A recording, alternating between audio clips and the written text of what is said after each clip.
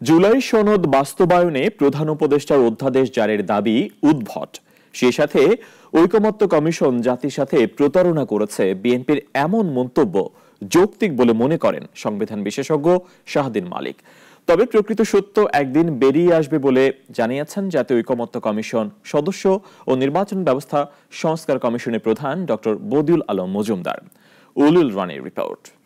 এগুলো সার্থক হবে জুলাই সনদ বাস্তবায়নে সরকারকে দেয়া জাতীয় ঐকমত্য কমিশনের সুপারিশ বিভক্তি নিয়ে এসেছে রাজনীতিতে। বিএনপি জাতীয় নির্বাচন ও গণভোট একই দিনে আয়োজনের পক্ষে, আর জামায়াত ইসলামী চায় নভেম্বরে গণভোট। অন্যদিকে এনসিপি সুনির্দিষ্ট তারিখ না বললেও সংসদ নির্বাচনের আগেই চায় গণভোট। তবে রাজনীতির মাঠের বড় দল বিএনপির পক্ষে দলটির মহাসচিব বলেন, বেশ কিছু বিষয় ঐকমত্য কমিশনের সাথে একমত ছিল না তাদের, আর সেসব বিষয়ে নোট অফ ডিসেন্ট দিয়েছিলেন তারা, যা পুরোপুরি উপেক্ষা করে জাতির সাথে বেইমানি করেছেন কমিশন। দুপুরে সুপ্রিম কোর্টে এ বিষয়ে গণমাধ্যম কর্মীদের সঙ্গে কথা বলেন সংবিধান বিশেষজ্ঞ শাহদিন মালিক। বলেন, বিএনপির অভিযোগ গুরুত্বপূর্ণ। সংসদ নির্বাচনের আগে গণভোট আয়োজন আইনের পরিপন্থী। মানে যে গণভোটের কথা বলা হচ্ছে,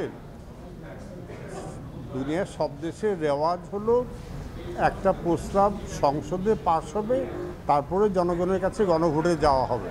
তখন আগে গণভোট পরে সংসদ, এটা কিন্তু মানে আইনে প্রচলিত ধারণার পরিপন্থী। এ সময় তিনি আরও বলেন, জুলাই সনদ বাস্তবায়নে কতিপয় রাজনৈতিক দলের দাবি প্রধান উপদেষ্টা অধ্যাদেশ জারি করবেন, যা সম্পূর্ণ উদ্ভট।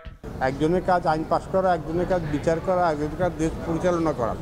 একজন তাহলে তো এখন সুপ্রিম কোর্ট বলবে যে আমরা আইন পাস করব, অথবা আইনসভা বলবে যে আমরা বিচার করবো। এটা তো হয় না, এগুলি তো আইনে নাই, এগুলি সব উদ্ভট ধারণা। তবে বাস্তবে কি হয়েছে তার প্রকৃত চিত্র একদিন বেরিয়ে আসবে বলে জানান জাতীয় ঐকমত্য কমিশন সদস্য ও নির্বাচন ব্যবস্থা সংস্কার কমিশনের প্রধান বদিউল আলম মজুমদার।